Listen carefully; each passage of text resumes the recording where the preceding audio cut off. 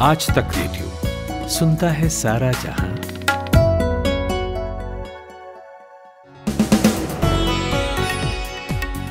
3 अगस्त के दिन भर में फिर से स्वागत। मेरा नाम नितिन ठाकुर और जैसा कि आपको मालूम है, आज तक रेडियो के इस इवनिंग न्यूज पॉडकास्ट में हम लाते हैं दिन भर की तमाम खबरें और ऐसी खबरें भी जिनमें एनालिसिस की जरूरत है। तो आज बात करेंगे दिल्ली में हुई 2 अहम मीटिंग्स की। एक पीएम मोदी ने बुलाई थी और दूसरी राहुल गांधी ने। दोनों के बारे में बताएंगे कि क्या हुआ। इसके अलावा कोरोना काल में बिहार से अक्सर बुरी खबरें सुनने को मिली हमें, लेकिन अब WHO ने वहां के बनकटवा मॉडल की खूब तारीफ की है। तो जानना तो बनता है कि इसमें खास क्या है। और फिर बात तिब्बत की करेंगे, जिस पर पूरी तरह कब्जे के लिए चीन अपने हिसाब से नया दलाई लामा चुनना चाहता है। लेकिन जानेंगे कि खुद दलाई लामा क्या चाहते हैं और भारत के लिए कितना इंपॉर्टेंट है। और आखिर में India versus England test series की बात होगी। विराट कोहली के लिए दौरा कितना मुश्किल है ये जानेंगे, मगर शुरू करते हैं हेडलाइंस से। लाए हैं प्रतीक वाघमारे। सीबीएसई ने 10वीं के 21 लाख छात्रों का आज रिजल्ट जारी किया। इसमें 99.04% स्टूडेंट्स पास हुए। इस बार भी लड़कियों ने ही बाजी मारी है। पास होने वाले लड़कों के मुकाबले लड़कियों का प्रतिशत 0.35% ज्यादा रहा। पठानकोट के पास आज आर्मी का ALH ध्रुव हेलीकॉप्टर रणजीत सागर डैम में क्रैश हो गया है। हादसे के बाद चॉपर के कलपुर्जे खोज लिए गए हैं, लेकिन पायलट और को पायलट को अब तक खोजा नहीं जा सका है। पीएम नरेंद्र मोदी ने आज गुजरात में प्रधानमंत्री गरीब कल्याण अन्न योजना का लाभ पाने वाले लोगों से बात की। उन्होंने लाभार्थियों से कहा कि दिवाली तक गरीबों को मुफ्त अनाज दिया जाएगा। राज्यसभा और लोकसभा की कार्यवाही आज 3 बार स्थगित हुई। दोनों सदनों को शुरू करते ही 12 बजे तक स्थगित करना पड़ा। हंगामे के बाद राज्यसभा एक बार फिर 2 बजे तक स्थगित कर दी गई, जबकि लोकसभा 4 बजे तक स्थगित कर दी गई। आज इतना ज्यादा हंगामा हुआ कि लोकसभा और राज्यसभा की कार्यवाही जब दोबारा शुरू हुई तो उसे कल तक के लिए फिर स्थगित करना पड़ा।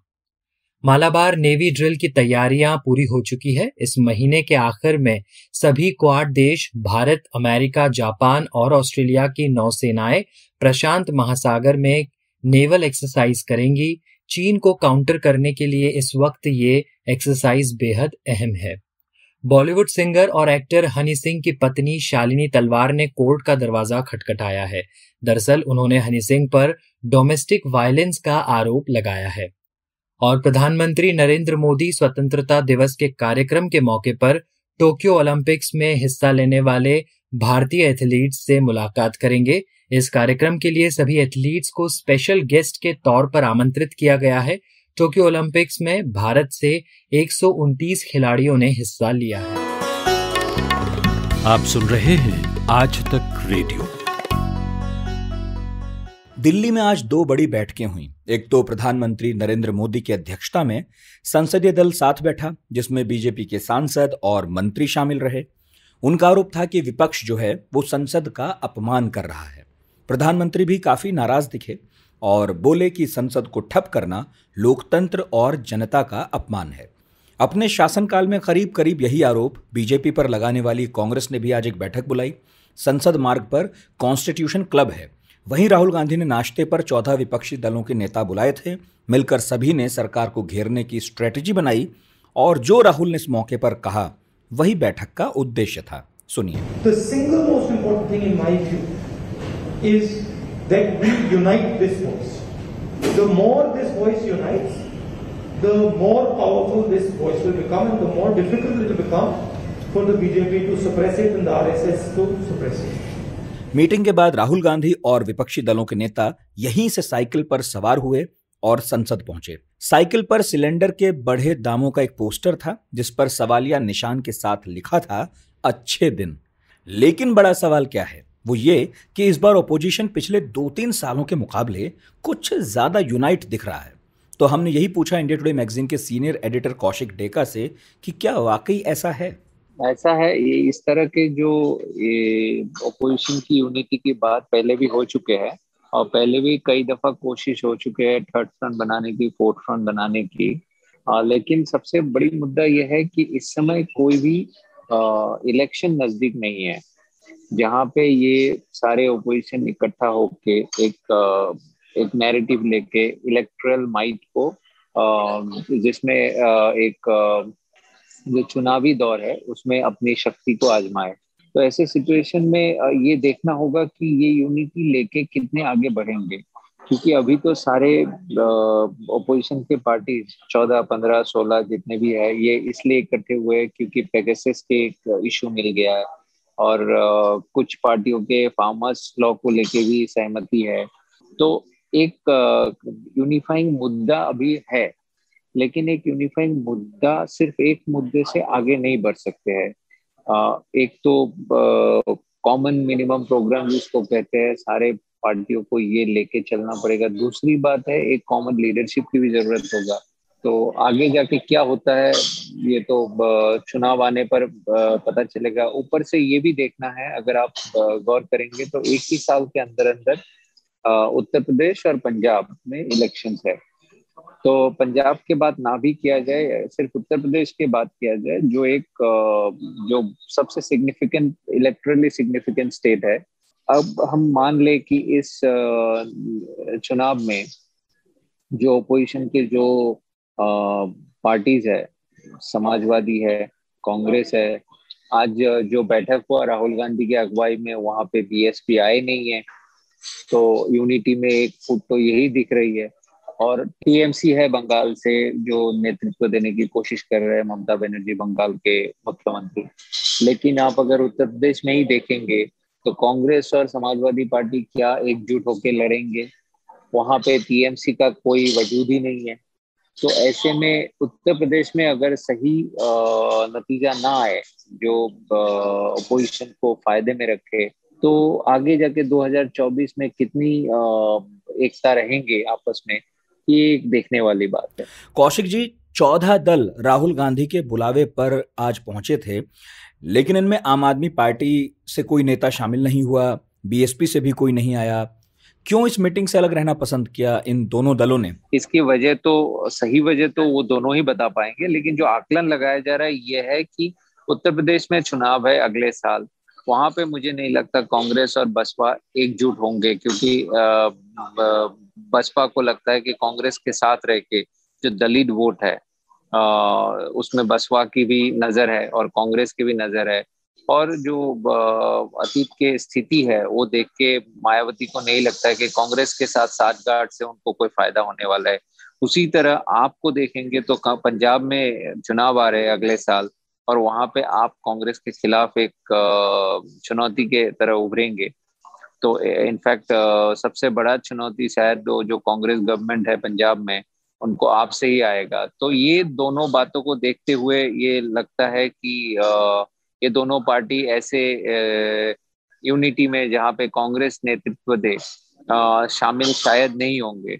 और इसी पे सवाल ये आता है कि कांग्रेस जो एक नेशनल पार्टी है और राहुल गांधी जिनका नेता माना जाता है, क्या राहुल गांधी ओपोजिशन के एक कॉमन नेता है जो सर्वसम्मति से उनको माना जाए? ये अभी तक तय नहीं हो पा रहा है, और यही ओपोजिशन का सबसे बड़ी चैलेंज है। क्योंकि क्या केजरीवाल जी ममता बनर्जी को मानेंगे? क्या ममता बनर्जी केजरीवाल जी को नेता मानेंगे? उसी तरह शरद पवार है, बाकी और अन्य नेता भी सोचेंगे, अखिलेश यादव सोचेंगे मैं क्यों इन लोगों को नेता मानूं। तो ये जो यूनिटी है, अभी एक ही मुद्दा है कि बीजेपी का ओपोजिशन, बट सिर्फ इसी मुद्दे पे या पेगासस के जो करेंट मुद्दा है, ये दोनों मुद्दा लेके ही आगे बढ़ पाएंगे, ये मुझे लगता नहीं है। अच्छा, क्विक व्यू आपका चाहूंगा मॉनसून सत्र पर। यहाँ कांग्रेस की स्ट्रेटेजी आपको कैसी लगी? देखिए, मॉनसून सत्र में सबसे इंटरेस्टिंग जो कांग्रेस की स्ट्रेटेजी मुझे लगा, स्ट्रेटेजी नहीं जो चेंज मैंने देखा है कि राहुल गांधी की नेतृत्व, राहुल गांधी जो उनका अटेंडेंस देखेंगे लास्ट ईयर मॉनसून सेशन में वो प्रेजेंट ही नहीं था। अगर आप बजट सेशन में देखेंगे उनका उपस्थिति 54% रहा, लेकिन इस बार उनकी सिर्फ उपस्थिति नहीं है, वो अलग अलग तरीके से अपनी उपस्थिति सदन में दिखाने की और जताने की कोशिश भी कर रहे हैं। कभी वो ट्रैक्टर में सदन आए, कभी साइकिल चला के आए, 2 बार ओपोजिशन की नेता, 1 बार ओपोजिशन की नेताओं की मीटिंग बैठक की उसने नेतृत्व किया। और अभी ब्रेकफास्ट में बुलाया। ऐसा राहुल गांधी को इस तरह के जो राजनीतिक हरकत है, ऐसे सदन जब चलते रहते ऐसे करते हुए पहले कभी नहीं देखा। तो ये एक अलग रूप देखने को मिला है कांग्रेस की राहुल गांधी के नेतृत्व में। हालांकि बहुत लोग इसको थिएटरिक्स कह सकते हैं कि साइकिल में आना या ट्रैक्टर में आना, बट बहुत सारे नेता हमने अतीत में देखा है, वाजपेयी जी से लेके इंदिरा गांधी जी तक, ऐसे जो थिएटरिक्स या जो मीडिया में आ जाए इस तरह के ऑप्टिक्स की वजह से इशू को उछालते हुए और आगे राजनीतिक फायदा उठाते हुए भी। और अब राजनीति के बाद बात कोरोना की। हम अक्सर कई मॉडल्स की चर्चा करते रहे हैं, जैसे धारावी मॉडल। 2.5 वर्ग किलोमीटर में फैली धारावी एशिया की सबसे बड़ी झुग्गी है। पहली लहर के दौरान यहां संक्रमण की रोकथाम बड़े जोर शोर से हुई थी। WHO ने भी इस मॉडल की बहुत तारीफ की थी। यहां तक कि WHO के चीफ टेड्रोस एडहानोम ने कहा था कि धारावी में कोरोना को कंट्रोल करना बताता है कि इस बीमारी पर काबू पाया जा सकता है। तो ये बात तो हुई भारत की, लेकिन इसके अलावा यदि बात करें तो इजराइल के वैक्सीनेशन मॉडल की बहुत तारीफ हुई। अपने यहाँ तो वैक्सीन की कमी अब तक सबसे बड़ा मुद्दा बनी हुई है, लेकिन आपको जानकर अच्छा लगेगा कि बिहार के पूर्वी चंपारण के बनकटवा प्रखंड ने WHO को अपना मुरीद बना लिया है। जैसे इजरायली वैक्सीनेशन मॉडल की तारीफ हुई, इसकी भी हो रही है और वेबसाइट पर बाकायदा बनकटवा मॉडल को जगह दी गई है, उसके बारे में लिखा है। और यह हमारे देश का पहला ऐसा प्रखंड है जहां 100% आबादी को वैक्सीन लग गई है। बनकटवा ने जो करके दिखाया वो इसलिए भी इम्पोर्टेंट है क्योंकि यहाँ पर स्वास्थ्य सुविधाओं का अभाव था, वैक्सीनेशन को लेकर हिचकिचाहट भी थी और इसी कारण वैक्सीनेशन की स्पीड स्लो थी। तो हमने बिहार में आज तक रेडियो के रिपोर्टर रोहित कुमार सिंह से बात की और उनसे समझा कि बनकटवा मॉडल की प्लानिंग कैसे हुई। देखिए, बनकटवा प्रखंड जो है वो पूर्वी चंपारण का एक प्रखंड है जो कि भारत और नेपाल की सीमा पर जो है ये इलाका जो है वो बसा हुआ है। और जाहिर सी बात है क्योंकि ये भारत नेपाल सीमा पर ये इलाका बसा हुआ है तो काफी पिछड़ापन है इस इलाके में और यहाँ के रास्ते भी काफी दुर्गम है। ऐसे में अगर बनकटवा प्रखंड में 100% वैक्सीनेशन का काम पूरा किया गया है तो ये कहीं ना कहीं एक बहुत बड़ी उपलब्धि है, क्योंकि देश का ये पहला प्रखंड था जहां पर 100% कोरोना का टीकाकरण किया गया। और इसके लिए जो है एक कह सकते हैं माइक्रो लेवल पर जो है वो तैयारी इसके लिए की गई थी, क्योंकि इस इलाके में देखिए तो ये एक मुस्लिम बहुल इलाका भी है, काफी सारे यहाँ पर मुस्लिम आबादी भी इस इलाके में है, इस प्रखंड में है। तो इसको लेकर जो है कहीं जो जिला प्रशासन है उसने यूनिसेफ और WHO के साथ जो है वो टाई अप किया और उसके साथ ही जो अन्य विभाग हैं बिहार सरकार के, जो सिविल सोसाइटी के लोग हैं, जो धर्मगुरु हैं और भी बहुत सारे जो कर्मचारी हैं जिला स्तर पे, इन सब की एक टीम बनाई गई। काफी दौर की बैठक भी हुई, मीटिंग भी हुई और उसके बाद जो है ये फैसला किया गया कि बनकटवा में किस तरीके से माइक्रो लेवल पर जो है इस टीकाकरण के कार्यक्रम को चलाना है। और एक एक करके आपको मैं बता दूं कि बनकटवा में कुल 10 पंचायत हैं और उसमें सबसे पहले जो है बिजबानी दक्षिणी पंचायत को चुना गया और वहां पर भी जो है 6600 की आबादी थी, जो 18 साल से ऊपर के लोग हैं। तकरीबन इस एक पंचायत में 6600 एलिजिबल लोग थे 18 साल से ऊपर के। इनमें से तकरीबन 1200 की आबादी मुस्लिम समाज की थी। अच्छा रोहित, इस मॉडल को एग्जीक्यूट करने में सबसे बड़े चैलेंजेस क्या थे? जानकारी मिली जब हम वहाँ ग्राउंड रिपोर्टिंग करने गए थे तो मुस्लिम समाज ने खासकर पहले टीकाकरण का जमकर विरोध किया था और ये कहीं ना कहीं एक बहुत बड़ा एक चुनौती था जिला प्रशासन के लिए और जो यूनिसेफ और WHO की टीम भी थी उनके लिए बहुत बड़ी ये चुनौती थी कि किस तरीके से मुस्लिम समाज को प्रेरित किया जाए, उन्हें समझाया जाए, उनके मन में जो शक या शुभा है टीका को लेकर उसको दूर किया जाए। तो इसके लिए भी बहुत सारे लोगों की मदद ली गई, मुस्लिम धर्म गुरुओं की मदद ली गई।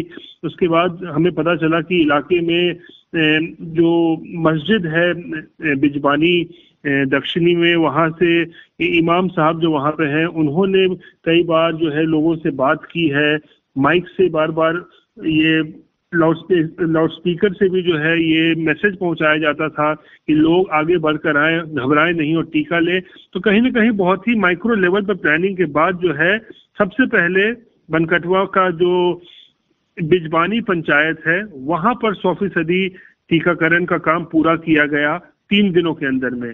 और उसके बाद जब ये पंचायत में सक्सेस यानी सफलता हासिल हुई, उसके बाद बाकी के 9 पंचायतों में भी इसी तरीके से काम किया गया और फिर बनकटवा मॉडल जो है आप कह सकते हैं सामने उभर कर आया कि कैसे अगर अच्छे से प्लानिंग की जाए, ग्राउंड लेवल पर जिला प्रशासन, समाज सेवी संस्थाएं जो होती हैं, सब लोगों को अगर एक साथ जोड़ा जाए तो किस तरीके से टीकाकरण के कार्यक्रम का जो टारगेट होता है उसको पूरा किया जा सकता है। ये बनकटवा मॉडल साफ तौर पर दिखवाता है, क्योंकि इस पूरे प्रखंड में तकरीबन 62,000 की आबादी है। सुबह सुबह ऐसा लगता है कि सबकी गाड़ी छूट रही है, लेकिन न्यूज़ भी तो मिस हो रही है। स्कूल, कॉलेज या ऑफिस की पूरी तैयारी तो हो जाती है, मगर देश दुनिया की अपडेट्स ले पाते हैं क्या? तो आपकी प्रॉब्लम का स्मार्ट सॉल्यूशन ये है कि अपनी सुबह की शुरुआत आप आज तक रेडियो के साथ कीजिए। कल क्या हुआ और आज क्या हो सकता है, सटीक एनालिसिस, पहले बड़ी खबरें और फिर अखबारों के चुनिंदा मोती। ये है सुबह का खबरनामा, आज का दिन, मेरे यानी नितिन ठाकुर के साथ। देश के बाद बात पड़ोस की। तिब्बत वो मुल्क है जिसकी आजादी का हामी भारत हमेशा से रहा, लेकिन चीनी कब्जे के बाद इस एरिया की डिप्लोमेसी में उतार चढ़ाव आते रहे। अब चीन जो है एक बार फिर से तिब्बत में ज्यादा हावी होता दिखने लगा है, तो भारत की परेशानी स्वाभाविक है। हर तिब्बती परिवार के एक सदस्य को चीनी सेना में शामिल करने की अनिवार्यता हो या फिर राष्ट्रपति जिनपिंग का अरुणाचल से लगे तिब्बती शहर नेंगची में जाना हो, ये सभी इस बात का संकेत है कि चीन तिब्बत में गहराई से दखल देने लगा है। तिब्बती मामलों के एक्सपर्ट हैं रॉबर्ट बर्नेट। उन्होंने बताया कि इसी जनवरी में चीन ने 25 सीनियर ऑफिसर्स की एक कमेटी बनाई थी। इसका काम यह है कि वो अगले दलाई लामा को चुने। ये ऐसा काम है जो सिर्फ दलाई लामा करते रहे हैं या फिर उनकी कमेटी करती रही है, लेकिन अब चीन इसमें इंटरेस्टेड है। तो क्यों वो दलाई लामा को चुनने में दिलचस्पी ले रहा है? वो इसलिए क्योंकि तिब्बत में उनसे ज़्यादा पूजनीय कोई नहीं है, और एक बार यदि प्रो चीनी दलाई लामा बन गया तो तिब्बत को काबू में करना चीन के लिए कोई मुश्किल बात नहीं रहने वाली।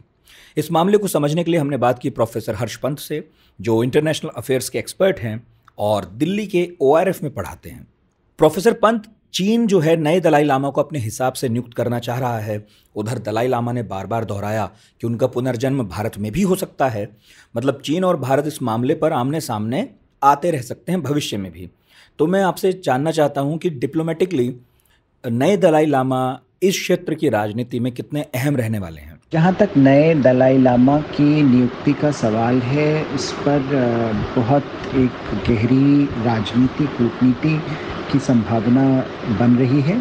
चीन के लिए ये बहुत अहम है कि दलाई लामा, जो अगला दलाई लामा हो, वो उनके कंट्रोल में हो, वो डिसाइड करें वो कि कौन वो होगा, क्योंकि जो तिब्बत का इशू है, जो समस्याएं तिब्बत में चीन को लगती हैं, वो नेतृत्व के कारण ज़्यादा लगती हैं। चीन को ऐसा लगता है कि अगर दलाई लामा ऐसा होगा जो प्रो चीन होगा, प्रो बीजिंग होगा, प्रो कम्युनिस्ट पार्टी होगा, तो वहाँ की जो समस्याएं हैं वो अंदरूनी बन जाएंगी। जो अभी के दलाई लामा हैं, भारत में हैं, वो जब ये कहते हैं कि भारत में जन्म हो सकता है दलाई लामा का, तो वो अपनी तरह से एक सिग्नल दे रहे हैं अंतर्राष्ट्रीय समुदाय को, चीन की बातों पर विश्वास न किया जाए, और जो अगला दलाई लामा होगा वो इंडिपेंडेंस उसकी प्रोटेक्ट की जाए, जैसे उनकी की गई, जैसे उनको रिस्पेक्ट दी गई, वो अगले दलाई लामा को दी जाए। वो तभी हो सकता है जब वो जो अगला दलाई लामा चीन से अलग होगा। अगर वो चीन के कंट्रोल में होगा तो जो तिब्बत का इशू है, जो तिब्बती समुदाय है, उसको ये डर है कि चीन जो तिब्बत इशू है इसको ख़त्म करने में सफल हो जाएगा, और जो कम से कम जो उसका इंटरनेशनल पैराडाइम है उसको कंट्रोल करने में सफल हो जाएगा। तो उसके चलते जो दलाई लामा हैं वो उनकी भी ये कोशिश रहेगी अगला दलाई लामा चीन के कंट्रोल से बाहर रहे।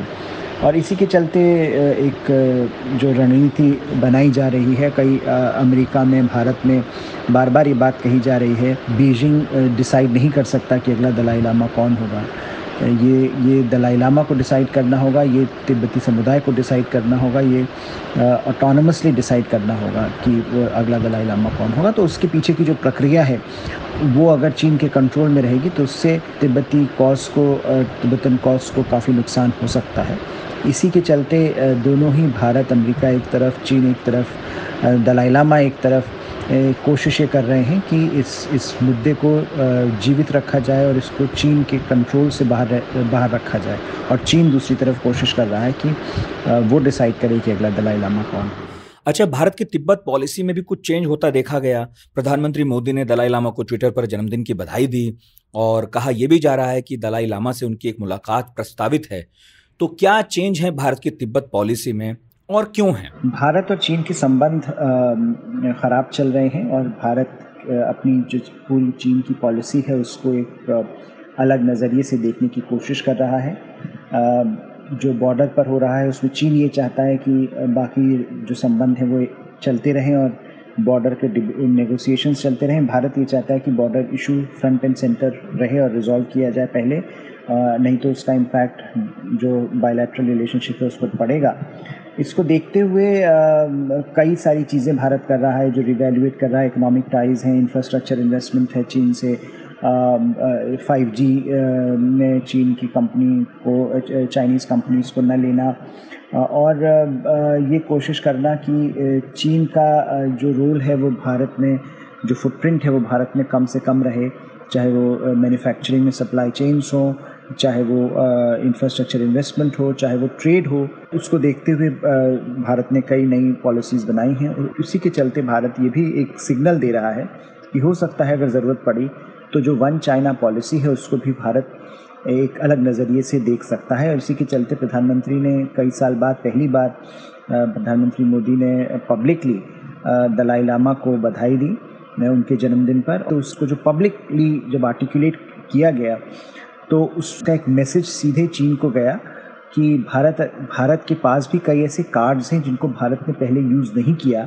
लेकिन अगर चीन का रवैया ऐसा ही रहा तो भारत उन सारे विषयों पर पुनर्विचार कर सकता है जो अभी तक चीन को लग रहा हो सुलझ गए। जिस तरह से चीन ने जो कई ऐसे मुद्दे हैं, खासकर बॉर्डर का ऐसा मुद्दा है जो भारत को लग रहा था कि एक तरह से उसके पैरामीटर्स डिफाइंड थे, पर उसको चीन ने फिर से रिवाइव किया, उसको चीन ने यूनिलैटरली चेंज किया स्टेटस को। उसी तरह भारत भी ये कर सकता है।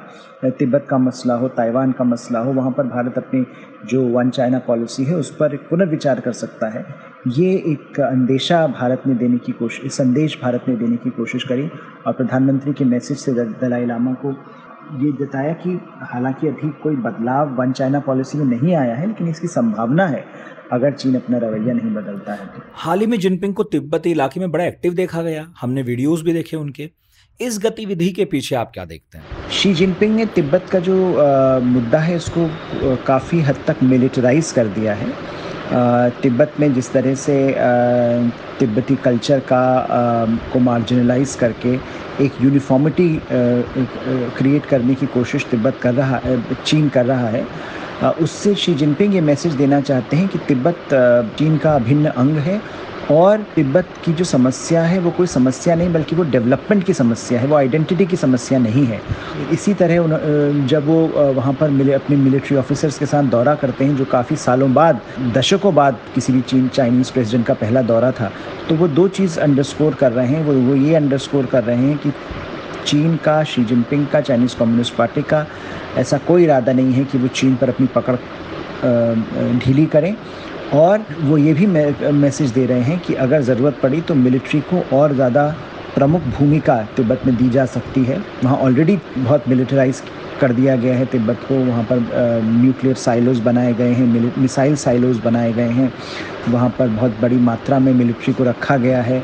और तिब्बतन प्लेटो को जिस तरह से मिलिटराइज चीन ने किया है वो तिब्बती लोगों पर शोषण के लिए उसका उपयोग करता है, बल्कि एक मैसेज भारत को भी देता है कि तिब्बत जो बफर जोन हुआ करता था भारत और चीन के बीच में, अब वो बफर भारत के पास नहीं है और जो अगर लड़ाई होगी, अगर किसी प्रकार का युद्ध होता है तो उसमें भारत डिसएडवांटेज पर रहेगा। और इसी बात को शी जिनपिंग ने रेखांकित करने की कोशिश करी जब वो वहाँ गए। उन्होंने भारत को मैसेज दिया, उन्होंने तिब्बत के लोगों को मैसेज दिया और उन्होंने इंटरनेशनल कम्युनिटी को एक मैसेज दिया कि चीन तिब्बत पर अपनी पकड़ बनाने में सक्षम है और बनाए रखेगा।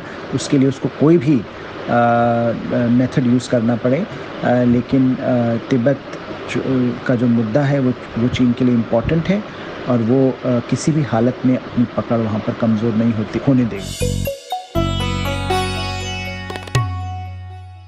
और आखिर में बात क्रिकेट की। कल से India versus England test series शुरू होने वाली है।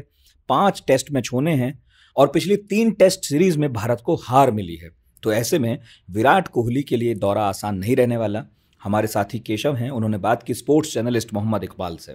शुक्रिया नितिन। एक तरफ टोक्यो में ओलंपिक चल रहा है, जहां आज मेंस हॉकी के सेमीफाइनल में भारत को बेल्जियम के हाथों पराजय झेलनी पड़ी। और क्या क्या हुआ ओलंपिक में, ये जानने के लिए आपको हमारा ओलंपिक स्पेशल पॉडकास्ट सुनना पड़ेगा। हमारी वेबसाइट aajtak.in/podcast पर आपको ये मिलेगा। लेकिन अभी बात होगी क्रिकेट की। कल से भारत और इंग्लैंड के बीच 5 मैचों की टेस्ट सीरीज का पहला मैच शुरू हो रहा है। नॉटिंघम के ट्रेंट ब्रिज में खेला जाएगा ये मुकाबला। और इस पर बात करने के लिए हमारे साथ जुड़ गए हैं मोहम्मद इकबाल। इकबाल, टीम इंडिया की कोशिश यही रहेगी कि वो इस मैच में जीत हासिल करे और जो सीरीज का आगाज है वो शानदार तरीके से करे। लेकिन इसके लिए उसे तमाम मुश्किलों से उबरना होगा। एक तरफ तो पेंडेमिक है, उसके तमाम रेस्ट्रिक्शंस हैं और चैलेंजेस हैं। दूसरी तरफ चोटों से भी जूझ रही है टीम इंडिया।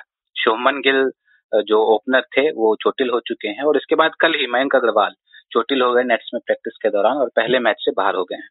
तो सबसे पहले तो सही सलामी जोड़ी यानी जो ओपनिंग कॉम्बिनेशन है वो चुनना एक बड़ी चुनौती होगी। तो क्या विकल्प हैं भारत के पास? बिल्कुल, ये अनफॉर्चुनेटली जो है भारत के लिए एक बड़ा झटका है। माना ये जा रहा था कि मयंक अग्रवाल शुरुआत करेंगे पारी की रोहित शर्मा के साथ, लेकिन अब वो जबकि चोटिल हो गए हैं तो अब मुझे लगता है कि लोकेश राहुल या हनुमा विहारी, इन दोनों में से किसी एक को हारा जा सकता है बतौर ओपनर। हालांकि अभिमन्यु ईश्वरन वहां पर हैं, लेकिन टीम मैनेजमेंट बहुत ज्यादा भरोसा नहीं जता पा रही है उस बल्लेबाज के ऊपर और ये खबरें पहले से निकल करके आ रही हैं। तो उम्मीद यही कि शायद लोकेश राहुल को मौका मिलना चाहिए, क्योंकि उन्होंने एक प्रैक्टिस मैच के अंदर सैकड़ा भी जड़ा हुआ है। बेशक वो मिडिल ऑर्डर में बैटिंग करते हुए सैकड़ा आया था, लेकिन हनुमा विहारी की बात करें तो वो भी एक संकट मोचक हैं और ऑस्ट्रेलिया में वो एक मर्तबा पारी की शुरुआत भारत के लिए कर चुके हैं। तो देखना इंटरेस्टिंग होगा कि टीम मैनेजमेंट किसके ऊपर दांव लगाती है। अच्छा, मिडिल ऑर्डर भी जो है वो एक चिंता का विषय है भारत के लिए। इक्की दुक्की पारियों को अगर छोड़ दें तो पुजारा, रहाणे और खुद विराट कोहली भी काफी समय से बड़ी पारी खेल नहीं पाए हैं और पुजारा और रहाणे को लेकर तमाम तरह की बातें भी हो रही हैं। तो कितना प्रेशर होगा उन पर परफॉर्म करने का? नहीं, देखिए, मिडिल ऑर्डर इंग्लैंड में खास तौर पर मुझे लगता है कि भारत के लिए एक बहुत बड़ा कंसर्न है। आप जिन बल्लेबाजों का नाम गिना रहे थे, चेतेश्वर पुजारा, विराट कोहली, अजिंक्य रहाणे, ये 3 भारत के लिए रीढ़ की हड्डी माने जाते हैं टेस्ट क्रिकेट में। लेकिन अनफॉर्चुनेटली इन तीनों की जो एवरेज है इंग्लैंड के अंदर वो 30 से नीचे की है, जो कि बहुत बड़ी चिंता की बात है। ओवरऑल एवरेज इनकी देखेंगे 50 के करीब, 50 के उस पार, लेकिन इंग्लैंड में जब जाते हैं तो वहां पर 30 से नीचे की एवरेज हो जाती है, 22, 23, 25 की एवरेज। तो ये जरूर चिंता की बात है और राइट कॉम्बिनेशन मुझे लगता है कि भारतीय टीम को ढूंढना होगा कि किस स्ट्रेटेजी के साथ, किस कॉम्बिनेशन के साथ भारत इस टेस्ट मैच में उतरता है, क्योंकि भारत के लिए मिडिल ऑर्डर या टॉप ऑर्डर भी कह लीजिए, क्योंकि टॉप ऑर्डर भी आप बहुत ज्यादा कमाल नहीं कर पाए, ओपनर्स भी बहुत ज्यादा कमाल काफी समय से नहीं कर पाए हैं। और अगर आपको मैं एक इंटरेस्टिंग फैक्ट बताऊं तो भारत के लिए ओपनर्स ने 2011 के बाद एशिया के बाहर 100 ओपनिंग पार्टनरशिप नहीं की है। तो ये आप इस बात से, इस आंकड़े से समझ सकते हैं कि भारत की ओपनिंग और मिडिल ऑर्डर की बैटिंग ये दोनों ही बहुत ज्यादा अच्छी नहीं रही है रिसेंट पास्ट में। ठीक बात है। अब बल्लेबाजी से थोड़ा गेंदबाजी की ओर शिफ्ट करते हैं। तो इंग्लैंड की जो पिच है और कंडीशंस हैं वो तेज गेंदबाजी, खास करके स्विंग गेंदबाजी के लिए मुफीद मानी जाती है। तो क्या इंडियन टीम मैनेजमेंट 4 तेज गेंदबाजों को उतारने की सोच सकता है? और ऐसी स्थिति में कौन कौन 4 फास्ट बॉलर्स हैं जो आपकी नजर में ऑटोमेटिक चॉइस हो सकते हैं? जिस तरह की कंडीशन ट्रेंट ब्रिज में रहने वाली है, माना यह जा रहा है कि पहले दिन आसमान में बादल छाए रहेंगे और दूसरे से 5वें दिन तक फोरकास्ट है बारिश की। तो स्टार्ट स्टॉप वाला जो कॉन्टेस्ट है वो देखने को मिलेगा नॉटिंघम के अंदर।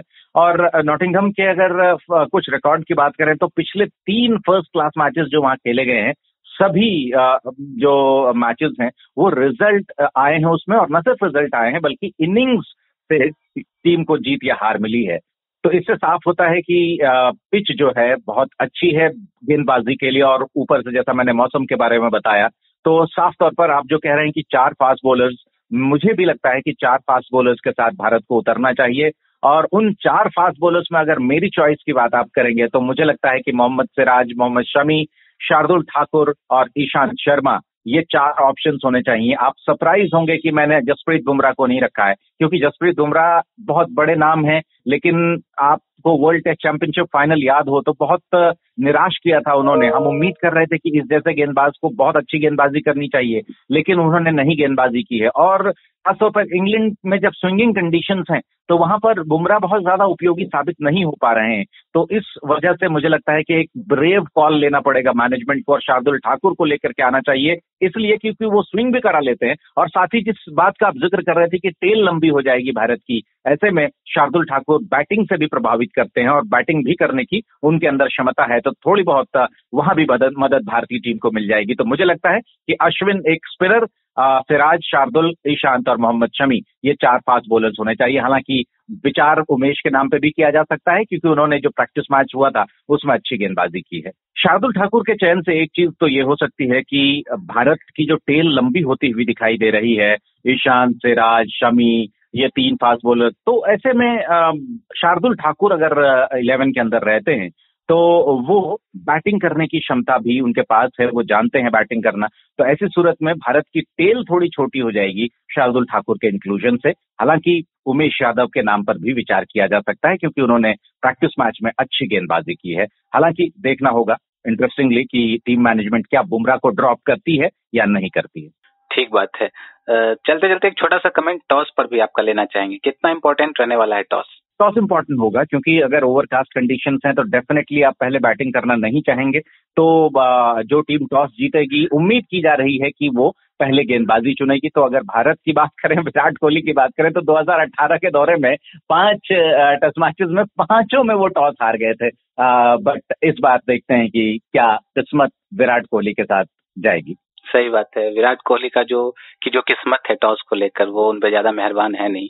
तो आपसे आगे भी बातचीत जारी रहेगी टेस्ट के साथ, जैसे जैसे टेस्ट मैच प्रोग्रेस करेगा आपसे बात हम करते रहेंगे। इकबाल, आपने अपना कीमती समय हमारे लिए निकाला, इसके लिए आपका बहुत बहुत शुक्रिया। बहुत बहुत शुक्रिया किशन। आप सुन रहे हैं आज तक रेडियो। वक्त अब विदा का। कुछ कहना सुनना चाहें तो radio@aajtak.com पर जरूर लिखिए। इसके अलावा हम Spotify, Google podcast, Apple podcast, Wink, Gaana, Jio सावन, इन सभी प्लेटफॉर्म्स पर उपलब्ध हैं। वहां जाइए, दिन भर को टाइप कीजिए और सब्सक्राइब कर लीजिए। आज का दिन भर प्रोड्यूस किया है प्रतीक वाघमारे ने और साउंड मिक्सिंग की है अमृत रेगी ने। मेरा नाम नितिन ठाकुर है। सुनते रहिए आज तक रेडियो।